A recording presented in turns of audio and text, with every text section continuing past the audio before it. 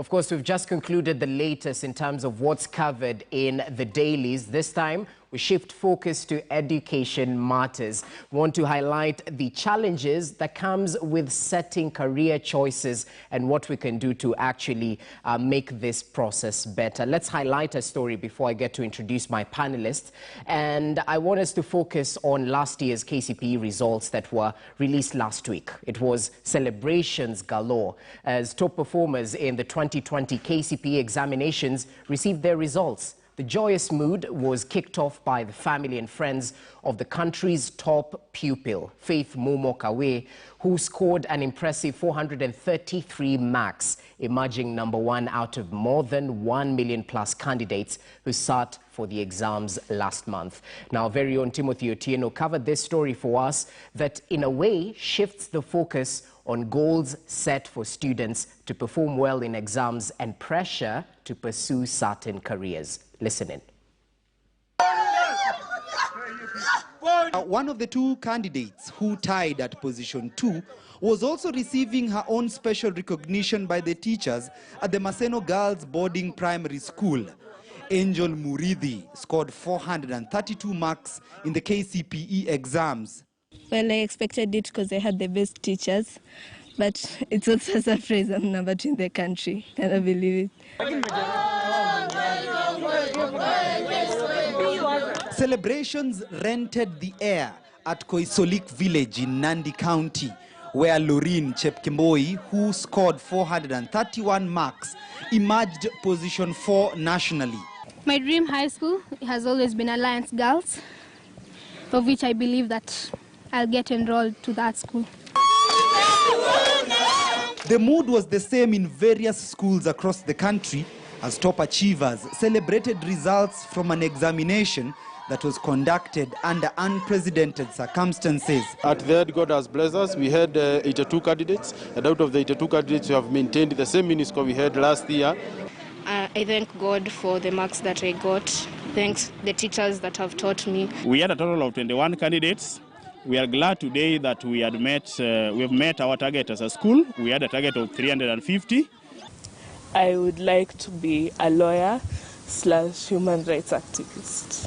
At the Moi Primary School in Kabarak, 69 pupils attained over 400 marks in the KCPE results, pushing the school's mean score to 386.81. I thank God really because He's the reason everything is possible. The KCPE exams have been released just 22 days after the pupils sat the test, even as the Ministry of Education assured parents countrywide that all the candidates would find placement in secondary schools across the country. Timothy Otieno, KTN News. Well, on that particular note, we celebrate each and every candidate who successfully sat and got their results for the KCPE. But one way or the other, what lies in the future is definitely dependent on various people, not just the candidate themselves, but also the parents who play a big part in informing the career choice and sort of putting pressure to pursue a certain career one way or the other. My mind goes back to when the top candidate mentioned what she wanted to do later on. She said at first she wanted to be a journalist. I smiled, but later on she was told to change her thoughts to something perhaps a little bit bigger, neurosurgeon, and she has every right to want to be a neurosurgeon, definitely. And she gave that inspiring story on how the boxer Conjestina Ching actually sort of influenced her when she saw the challenges she was facing due to her boxing career. But be that as it may, we want to interrogate the career question, even as we highlight some of the issues that stood out in the just released KCPE results. And joining me in studio, allow me to introduce our panelists already right here. I'm joined by Irungu Ndwati, who's the principal of Highway High School. Thank you so much for your time. And in studio as well, we're joined by Derek Nicholas Nandiri, who's the head of academics at Westridge Thika High School. And via way of Zoom, I'm joined by Dr. Wandia Njoya, who is a senior lecturer at Daystar University, and we appreciate your presence. She'll be acting as a career advisor this time around. Gentlemen and lady, many thanks for your time. I think I'd like to begin with one of the beneficiaries of this KCPE candidates, and it's really proper, even as we mark the results that were witnessed just last week. Let's begin with your reaction, Irungu Ndwati, perhaps on the KCPE as it was and the issues around it before we blow into the career question. Thank you very much. I would want to start by thanking you for having me in the studio today. And also want to congratulate all the candidates that sat for the KCPE in the year 2020. It was a very challenging year. And the fact that they all got their results, we're very, very grateful. Okay. Allow me to cut you short. We just want to sort out a small issue, but even as we do that, let me cross over to my other guest, Derek Nicholas Nandiri. Many thanks for your time. Your quick reaction to the results we've witnessed. In one way or the other, the public schools seemed to have outshined the private schools. What's your take on standardization, even as you give us your reaction? Wow, thank you. Thank you for having me, Jesse. And it is just a notion that public schools did better than private schools. Actually, having produced, we say that we have 5 top students from private schools out of the 15 does not cumulatively mean that it is the private schools who did poor in the exams compared to the public schools. We need to look at other parameters. For example, me, I come from a school, Westridge School, which we did well. A lot of our students are doing well. I'm sure other schools also, you go there, you will find a lot of good grades. So we can't cumulatively say that public schools did better because of just the 15 top cream. Okay, that's definitely well noted. And perhaps let me just start with you. The issues to do with career. How exactly do you advise your students on perhaps the choice of school, and not just that, the career they want to pursue? Is there any work that is put into this by the teachers, by the institution? Yes, a lot of work is put in. For example, you go to a school, you come to Westridge, we have a whole department that deals with career. We have a department on guiding and counseling. We nurture these children looking at their gifts, we look at their potentials. It's not just about the marks, because we are building holistic individuals. So as they grow, we want to see them coming up with their gifts and also focusing on what they're doing in class. Imagine, Jesse, we've met before, we've worked together in another media house. I was there as a journalist, but that was not my thing. Okay. My thing is teaching, and that is why you see now I am happy with what I'm doing. If you tell this child, for example, I want to talk about Momo, you are telling her to go and be a neurosurgeon, but her thing is journalism. We are killing the ambitions of this girl. Let us allow them to do what they can do best. They are going to spend all their life doing this thing. We don't want these children to come back home and say, now this degree belongs to my mother, this is it. Now let me go and do my other degree. Okay. Let us not waste time.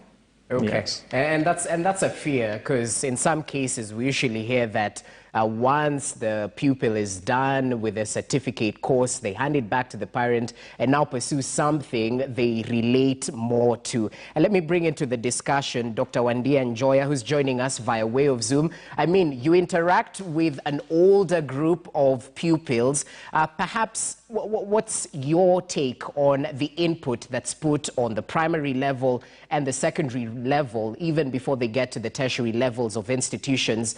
Is there enough emphasis in terms of career guidance? And in case there's not, what needs to be done? Actually, I think there's too much emphasis. I think the point is for, and I'm talking here as a teacher, the point is for children and young people to learn specific skills and to grow in character and in humanity, so that by the time they reach the market, whether they've trained in this or the other, they are open to whatever careers might be available. If you put too much pressure on children and you tell them, if you have this kind of grade, then you must go into law, or then you must go into medicine. You're not allowing them the opportunity to develop other interests in addition to what you're already calling a talent. So for example, you might see that somebody is talented in writing, and then you assume that the sciences do not matter for that child. But actually, the child could enter a career that combines both the arts and the science. Like I remember a young man told me he became a sound engineer. I asked him, how did you even think of studying sound engineering? He said, I was good at music and I was good at mathematics and physics. So I think we are not being fair when we decide so early in a child's life that because they are doing well in this subject at this time, that's their talent and that's the career they need to go to. I think we need to be more open to children developing a wide range of interests, and so that when they enter the world, they'll also be able to take the wide range of opportunities that there are. Okay, we definitely don't need to limit the children, and I get that particular idea. But let me bring in Irungu Ndwati, now that we have you clearly. I mean, even as you rebound on perhaps what Daktari has mentioned there, talk to us about issues around 100% transition, because in one way or the other, this particular goal will definitely play a part in pursuing careers for these pupils. Has enough infrastructure been put in place? And perhaps you can give us your take with Highway High School. Thank you very much, Jesse, once again, and I'm happy to be back. I was just saying that I want to congratulate the candidates who sat for the KCPE 2020. Despite a lot of challenges, they gave very, very good marks, and we want to welcome them to the secondary school level. And before I even get there, Jesse, I think I would want to remind the parents, as they choose their schools, the schools do not get certificates. It is the candidate who gets a certificate. As they get pressure to go to the top schools, or so they will say, let's remember 4 years down the line, it is the candidate that is going to get the certificate. So whatever school they go to, they need to know that is the individual child who is going to be doing the examinations. Secondly, like you have said, in terms of the 100% transition, enough has been done in terms of infrastructure. We have the infrastructure that is required. The secondary schools are ready, and as they get ready and as we continue, we would want to say that as we shouldn't put pressure on too few schools that are supposed to be top performing, but we should take our children to the schools around the country. Of course, we have a lot of the day schools coming up which are performing very well, and as the students get there, let's allow them to explore, especially the careers that they would want to undertake. Perhaps just an addition on the issue under discussion. As teachers, many times you're the ones who help the children to choose the careers, but the parents also play a very, very important role. But I think in this country, one of the challenges has been that some careers are considered to be more prestigious than the others. But from the beginning, this is what I say, that if you make your hobby become your career, then you do not have to work a day of your life. So if you do what you love, and if you allow our children to do what they love, then they're not going to feel the burden of having to wake up to go to a career that they don't like. And that is up to us as teachers and as parents to help our children to choose the right careers. At this point especially, talents will become very, very important. Okay. That the children need to be encouraged to follow their talents, because each one of us comes with a God-given talent. We have a lot of people who are doing what they were not meant to be doing because they were told that this is more prestigious. I would have wished that the top student becomes a journalist, that we have the best journalist, the best student being a journalist, and it will tell the others that, you know, you can be the very best and follow your heart and follow your career. Exactly. Thank you very much. And I think the follow-up question would be, especially at the high school level, what exactly teachers are doing to make sure that these kids or the parents make a decision, not just a decision, an informed one as that matter. Because the job market is out there. We well know of the constraints, and the teachers might be better placed to advise. What exactly are you doing? Thank you very much. At the Highway Secondary School and in many schools across the country, we have full-fledged career departments led by trained teachers. And we also do career days where we invite several organizations, including the CUSPs and also other universities, to come and speak to them, the colleges. We also invite people in the various fields. We'll invite the pilots, we'll invite the surgeons if we can get them, we'll invite the journalists, so that they can come and tell them what is involved in getting to whichever career you get into. Okay. But we also get speakers to come and speak to their parents so that they allow them, the children, to make their choices. More importantly, I would say, we need to encourage our students to go out there and, like I said, explore their careers. I am very excited when you have people like Engineer Olunga, who, apart from being an engineer, is playing soccer and making more money from soccer, by the way, than he does make from engineering. So as he follows engineering, he also has a talent that ought to be worked on, and we have enough of them. We have musicians who are holders of Bachelor of Commerce degrees, and they still follow their careers. So as parents decide, oh, this child wants to become a DJ, and a DJ is not a career, we need to change our thinking. We are still fixated there, that the best careers are being a doctor, being a lawyer. We are not slighting them, but there are many other careers that are coming. So in one way or the other, Derek Nicholas, let me bring you into this. We definitely need to change the mindset, and not just the parents or the teachers, but the students as well. Because right now there seems to be so much emphasis on technical courses, let's say with the emergence of the TVET institutions, but how many young individuals might see the benefit of being a plumber, especially with the environment they're brought up in? Our environment, generally looking at the environment, a lot of parents would want their children to go do professional courses. But now, where do we miss the link? We have industries. These industries are complaining that we are bringing up children who are half-baked from the university, but the university receives those children from us. Looking at, I'll give an example of Westridge School. We have a primary school and a high school. There is a proper transition, and many other institutions are doing the same. Now, what do we need to do first? Let us encourage these children as early as possible to have these skills, to acquire these skills early. You don't need to wait for these children to get them attached to an industry, to get attached to somewhere they have an interest in. No, no, no, no. We need to do it as early as possible. That is why we even have CBC right now, because these children should acquire skills.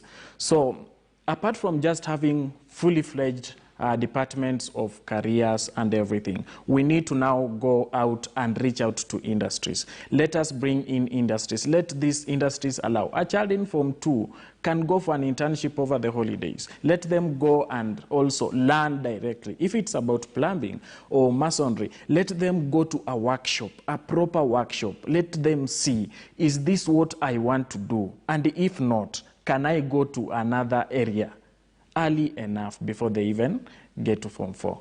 Okay, and at times, unfortunately, there's so much emphasis on STEM courses, and this one or the other might sort of water down the implementation of, you know, technical courses in one or the other. Dr. Wandia Njoya, what's your take on this, especially on universities sort of receiving half-baked or actually producing half-baked individuals into the job market? What's your take on this? How do we break this link?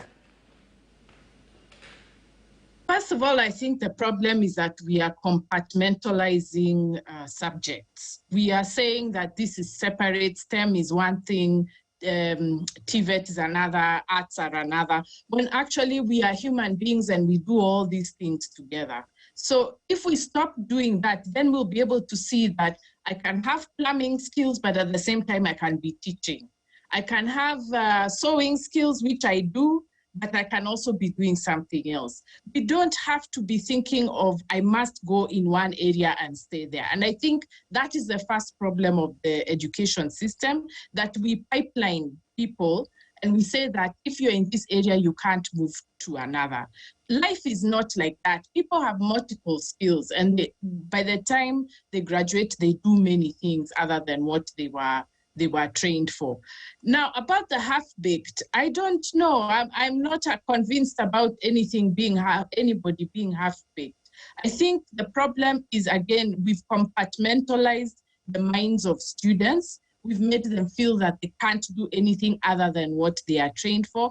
And so, for example, like when I'm in a writing class and I'm teaching scientists, they feel that this is not my field, I'm not an artist, I don't need to learn how to write. But when they go to a research organization, they will have to write research papers. Or you people at KTN, you have Mercy Korir. What if she decided that she doesn't care how she communicates? She wouldn't be able to tell us about things related to health. So we need to stop compartmentalizing subjects, and then children and students can feel no matter what subject I am learning today, it has something related to what I will do later on. That is the way to stop the half-baked. But if we keep if we keep compartmentalizing subjects and telling people if you're a medicine person, you don't need music, if you are a journalist, you don't need science, we're going to have these journalists who can't report science, we're going to have doctors who can't communicate, and we're just going to have a whole lot of people who are in different careers, but they can't create solutions to the problems that we face.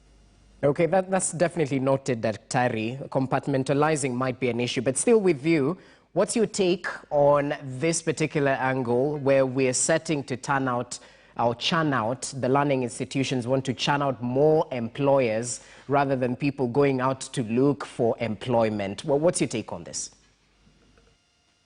I think learning institutions are biting more than they can chew. We don't run the economy. So for us to say it's us to decide people are going to be employers and others employees, that's not our job. That's the job of Treasury, the Ministry of Commerce, and those people who need to make an economy where people can decide, do I want to be employed or do I want to employ?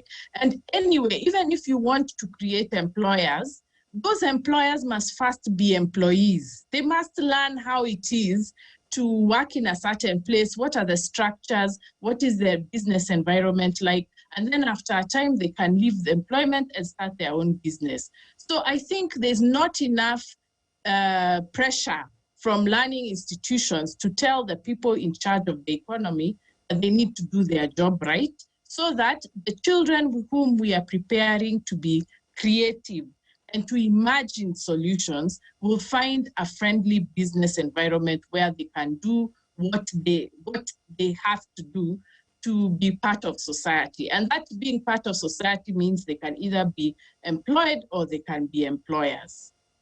Daktari, I'll cross over to Irungu Nduati. What's your take on that? But even as you add up on it, I mean, the space for creatives, especially within institutions of learning. Perhaps you can talk about the high school space.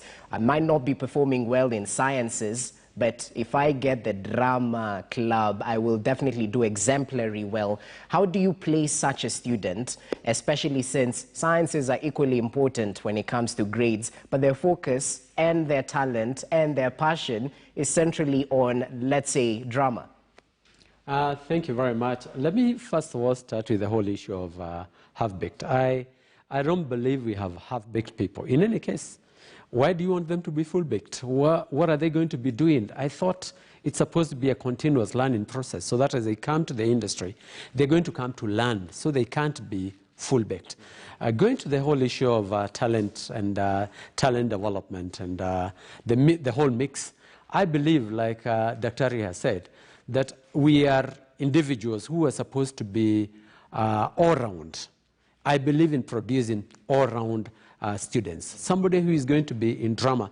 By the way, the Highway Secondary School is known for talent development. The Otonglo boy was a product of the Highway Secondary School. And I personally believe in developing those talents. But the fact that you can be in drama, like Owira has done, he has continued with his drama, but he has also gone on to get a degree, and now he's already working. So he doesn't dwell purely on drama, but is able to multitask. I believe you're able to chew gum and climb the stairs, and our children especially have a lot of those talents. So that we do not narrow them to that. But we're going to push them, like Dr. says, because you still need the sciences. You still need the calculation skills, and not just the calculation skills of counting money. When you build in a house, you need to know the trigonometry of that whatever is being done. When it's science, it's supposed to be education for life. I think we need to emphasize more on education for life, even as we build the talents and as we build the other skills from our students. Talking about STEM, and we're going to that in a very short while, we're going to have those career paths. And much as it is going to be in upper secondary where we're going to choose the career paths that you can go to, the students will have learned a lot and will have been exposed enough to be able to decide that I want to go to the STEM level. But they are still doing entrepreneurial skills, they are still doing communication, they are still doing ICT and all those others that are all round and go towards helping a person become an all-rounded person. Okay, so I think the next question would be, Nandiri, how exactly do we inculcate a culture of balancing? Because, I mean, so much emphasis can be put in one thing which might affect the other, and teachers will not be happy about this. I remember back in my day, in case I focus too much on the communication aspects of languages, the sciences teachers wouldn't be too happy about this. Striking a balance, how do we inculcate this in the young minds? Yeah, you are very correct about that. Now, I want to look at Form 2, for example. A Form 2 is supposed to have 8 subjects. You choose from the 11 or so, you choose 8 subjects. Now, if you are going to focus on languages, for example, you are focusing on English and you also see Kiswahili is good, you are going to actually be well, you are going to pass in those 2 subjects, but at the expense of these other 6. So first we need to know that for my child, for your child as a parent to get that good grade, you must first look at all the subjects. And that is why we even have that ability that we are going to choose these subjects so that they can give you your best, so that you can go into the career pathway you are choosing. You will either choose 3 sciences, 2 humanities, 2 languages, and the compulsories. Now, how are we going then to make sure that these children are going to strike a balance between them? Now, it is not just a thing that a teacher will do on his own. You have to focus on this issue as an institution. Motivate these children to love languages, motivate them to love sciences, humanities. We have different things we can do as an institution. For example, if this child loves languages, it is a good thing that they love languages. But what can we do to improve his or her mathematics? Those are issues that we must also be looking at. We can give them incentives. We can look at how we teach, the methodologies we are using in classes. Are we able to make them learn from what we are teaching? And we have always said, if this child cannot learn the way I teach, then I must teach the way the student learns. Yeah. Well, that's interesting. Daktari, as you had your take on that, I'd like to implore on the aspect of quality of education in institutions. Tertiary institutions have definitely been on the spotlight in one or the other for making certain courses that are not too sellable in the job market. What's your take on this, the education business and sanitizing the education sector in one or the other? Okay, first I want to say that because humanity is all round, I don't think people learn one subject at the expense of the other. I think it's just that sometimes kids and students can't make the connections between different subjects. And I think it's up to the teachers to develop a pedagogy that, for example, if you're teaching language, you can bring a science text for students to read, bring science fiction or something that is scientific and students can read it as a literary text. And the same thing with the sciences. The sciences can bring in history of science and say, do you know what I think it's Professor Odhiambo was doing when he formed this science NGO, do you know what Wangari Maathai was doing? See that now you're teaching history as science. I think it's us, the teachers, to stop compartmentalizing our subjects and make our subjects bleed into each other so that there's no separation. When a child comes to my arts class, they can find something about science. When they go to a science class, they can find something about the arts. So we, the adults, need to stop compartmentalizing our subjects so that our children don't feel that learning one subject must come at the expense of the others. Now, when it comes to quality and the universities, I think the problem isn't what we are teaching, it's that universities have dropped the ball. They have let politicians, and sorry to say the media, dictate the narratives of what we teach in the universities. We are being pressured into teaching subjects about business. So in fact, actually, it's not the arts that dominate universities, it's business. 20% of degrees in Kenyan universities are in business. That means all the other subjects are divided between the 80%. So the problem isn't whether subjects are marketable or not. It's that even in our individual subjects, we are not putting in the research, we are not developing experts and people who are proud of what they are doing, because we have told them no matter what you do, the point is that you make money as a businessman. So that is what is making university education become just a certificate, because we are telling people that what matters is that they get money, not that they become good at a skill and become proud of that skill because of what it can contribute to society. So the universities have dropped the ball, and the lecturers need to wake up, and we need to defend education. We need to say that we are here teaching students to be better citizens, to be good at what they do, and to contribute to society. Whether they're employers, doing workers, doing what, let the Ministry of Commerce figure that out. That's not our job. Our job is the people who come into our classrooms. Well noted, Dr. Njoya. Now, Irungu Ndwati, even as you add upon that, I'd like your take, especially at the high school level, making an informed decision on a student's placement in a tertiary institution.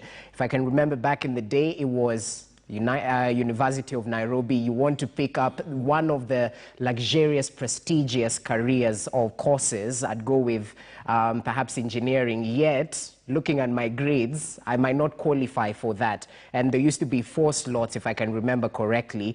Talk to us about the emphasis the schools put in terms of sort of guiding the students to make proper decisions and hence not getting placed in various institutions in courses they're not too interested in. Thank you once again, Jesse. I would want to pick it up from where Daktari has left it in terms of especially the emphasis on business. I think Kenya is becoming a broker economy. We don't want to produce, we all want to sell. So exactly what are we selling? All of us want to be businessmen, and we don't want to encourage the producers to produce. The farmers are not being encouraged. I don't know how many of our students want to become farmers. I don't know how many want to become the producers, but all of us want to become entrepreneurs. I don't know entrepreneurs in what particular thing. But going on to careers and what Dr. is saying, and perhaps I'd want to pick it up from there. I think she's been hard on herself a bit too much. We are also producers of the people that, we are consumers of the people they produce. I have one of her students who is a colleague where I work at Highway Secondary School, who is doing a good job. So, Dr. I think you're doing a good job in producing the kind of people that we need in society. Your teacher called Mercy Chepkemoi is doing a very, very good job. But going on to careers, we encourage the students. We also expose them quite a bit and want to encourage them, like I said from the beginning, to choose careers that they love. They don't choose because of the name. Like you said, you are more geared towards the languages. And we can see it today. You're doing what you love, and therefore you will enjoy the work. Somebody may be seated behind this camera, and they are doing what they enjoy doing. So we encourage the students, especially now, to choose careers based on what they like, what they're talented in, and that is going to help them. So they are given a wide variety of choices now. It is not just the universities, it's also the tertiary institutes and the other colleges where they can go. But one of the saddest things is that a majority of the people who end up becoming teachers did not want to be teachers in the first place. They take teaching as a second choice. But be it as it may, many of them will get there and find out that it's a very fulfilling career. So as we choose our careers, why are we choosing one? We shouldn't just choose one because of the amount of money and the prestige that comes with it. Choose one that is a calling. Choose one that you're going to feel fulfilled, that at the end of the day, you feel you're doing what God brought you into this world to do. And that is what we encourage our students to do through a lot of career guidance, starting from Form 1, and as they go to Form 2 and choose their subjects. Going on to Form 4, we do a lot of talking, a lot of discussions, a lot of career guidance, and we'll get the university lecturers to come and speak to them, plus other professionals. Well, that's well noted. I mean, Highway High School definitely looks like the place to go right now. But be that as it may, let's bring in Westridge Thika School. Derek Nandiri is representing them right now. And we happen to be at an interesting transitional phase, especially in the education sector. Implementation of the CBC, the curriculum, is sort of centered to remove so much emphasis on grades and results and definitely build on the competency. What's your take on this particular implementation and exactly how it will spark career development? Oh, first, I want to weigh in on what my colleague has just said about teachers who are ending up in schools, but it was not their first choice, or it's not what they wanted to really do. I wish our government and all departments in the government, all the agencies would focus more, so that when I score an A or an A minus, I want to be a teacher from the kindergarten to high school. In that way, we are going to have very good teachers who are motivated by what they want to do. They are very passionate, they are doing what they should do, and they have the knowledge. Now, looking at CBC, I think it's a good thing that has happened, and we encourage it. We want to encourage that, yes, we need these skills, we need the pathways. However, looking at the whole CBC plan, if I am a teacher of grade 4, for example, we are transitioning them to grade 5. They have done their grade 4, they are going to grade 5. Okay. When you go to schools, for example, you go to any institution, you will find that these children are doing a marvelous job. You will find them creating, I saw Westridge schools, they went there, created some 3D images. Everything they are doing is very good. Look at the farms being run by the institutions right now. These children are producing food from the farm and giving to the school. So they are also reducing the cost in a way. And we are at grade 4. Now imagine when we go to grade 8, we are going to maybe secondary schools. It will be something that everybody will be able to appreciate. I also look at community involvement, the parent involvement.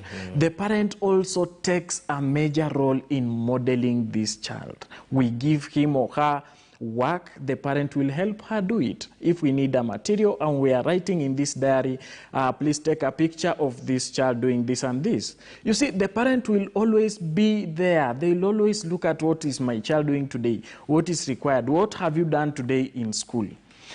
These children are also involved in community activities. For example, in environmental activities, they go out. If they are, for example, going to just clean a market. Okay. You see, this is something that is encouraging the community activities and making them be aware that this is not just a job for a particular group of people.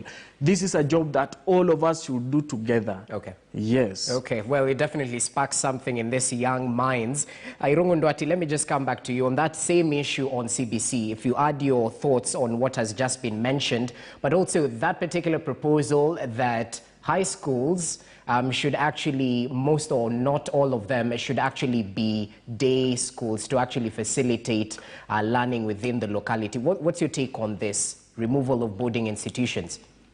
Thank you very much. I think that is a work in progress. It is something that is going to take quite a bit of time because we haven't developed our institutions across the country as much as they should be. It would be a good thing, especially so that the parents have time to stay with their children, to watch them grow, especially during adolescence when they're dealing with a lot of adjustment issues. But going back to the CBC, I think it's a wonderful, wonderful thing. We have had a lot of issues with fixation on white-collar jobs, fixation on just learning for the sake of examinations.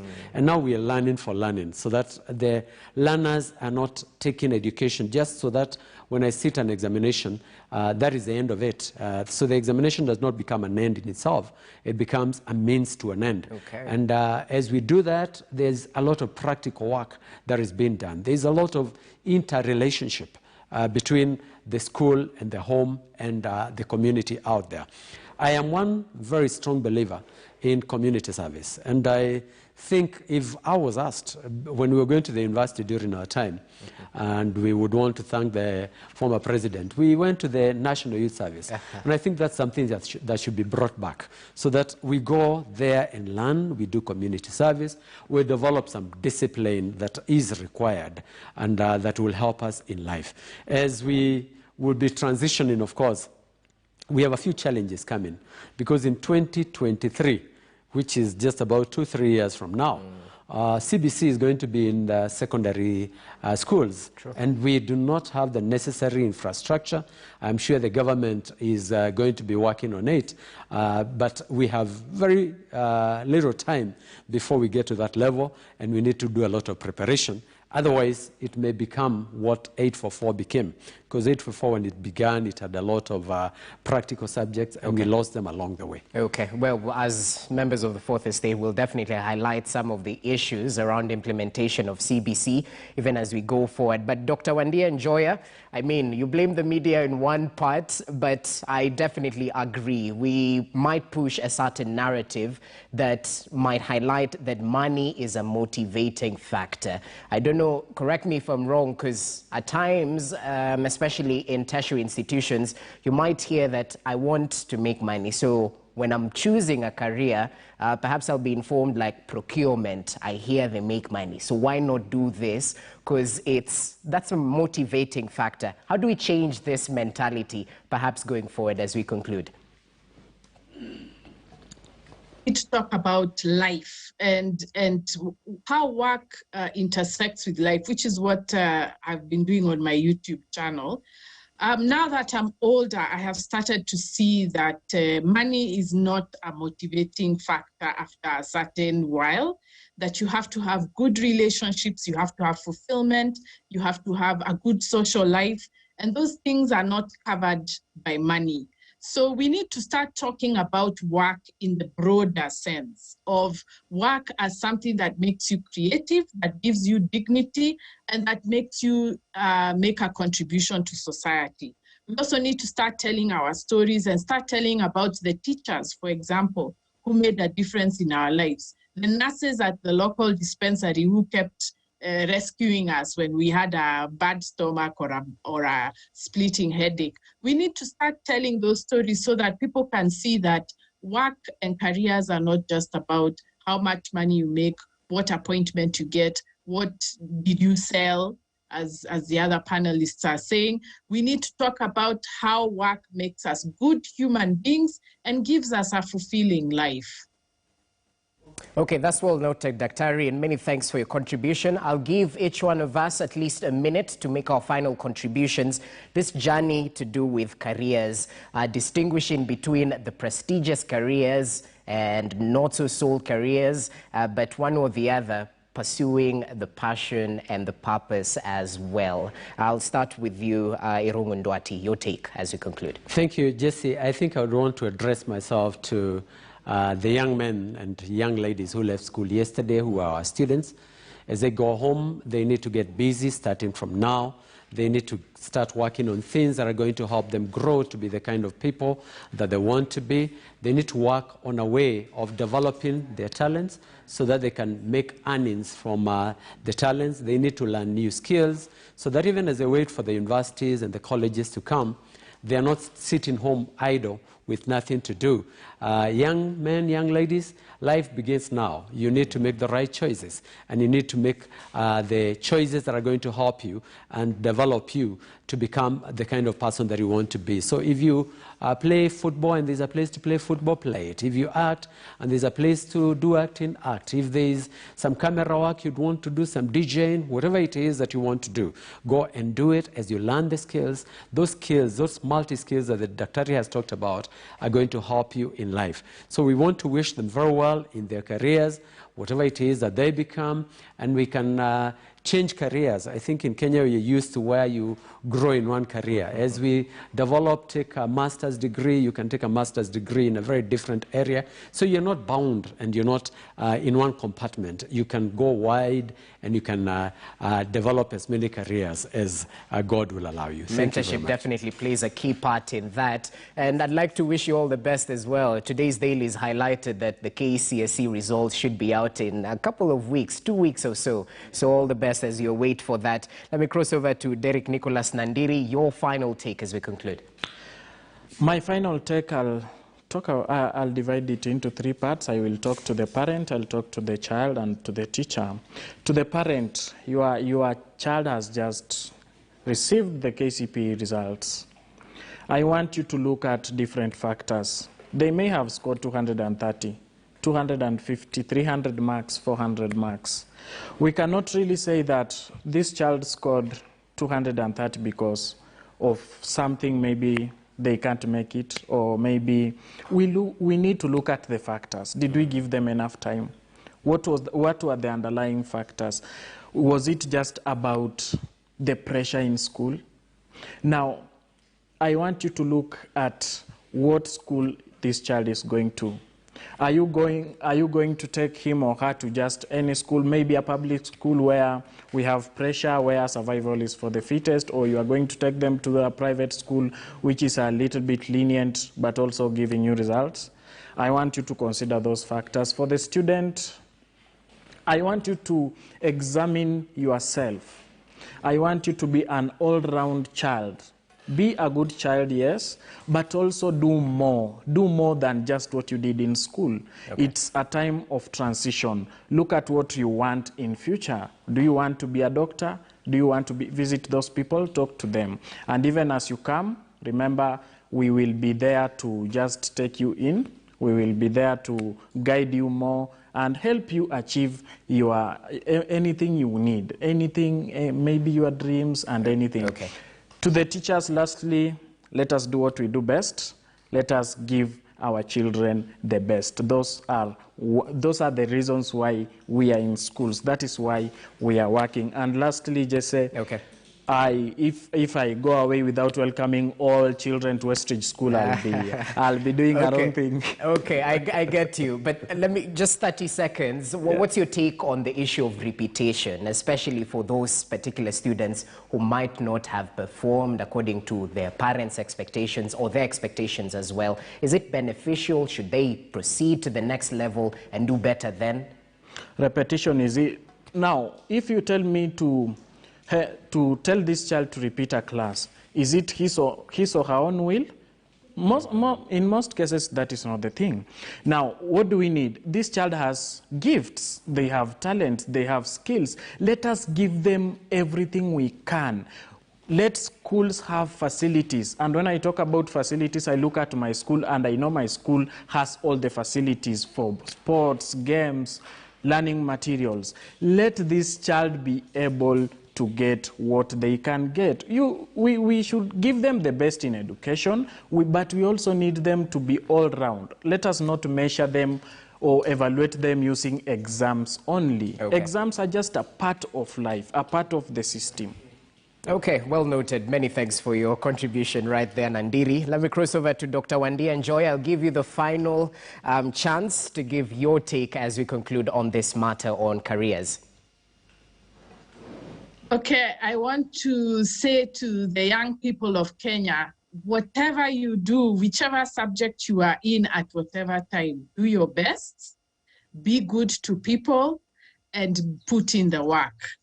And to parents, I think we need to be the adults. We need to ask the harder questions about why we teach, why we take kids to school.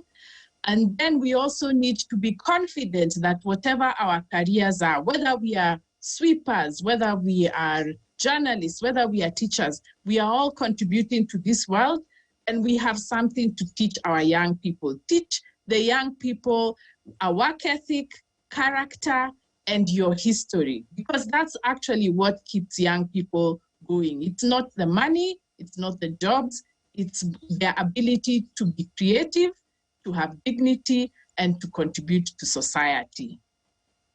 We should look at learning not as an end, but a means to an end. Many thanks. Dr. Wandia Njoya right there, a senior lecturer at Daystar University, as well as a career advisor. We definitely appreciate your input. Looking forward to more discussions like this. Irungu Ndwati joining us in studio as well. He's the principal of Highway High School, and we appreciate your input as well. Derek Nicholas Nandiri, head of academics, Westridge Thika School. Well, I hope you'll get more admissions due to your appeal. Many thanks for your time. Let's take a short break right now. When we come back, we focus on Nairobi County, the work that is being done by the executive, and not just that, they just launched a disaster food program a couple of days ago. We'll take a look at that in terms of mitigating the effects of COVID-19 in the households that are most needy. Not just that, we'll also take a look at some of the infrastructural projects they're implementing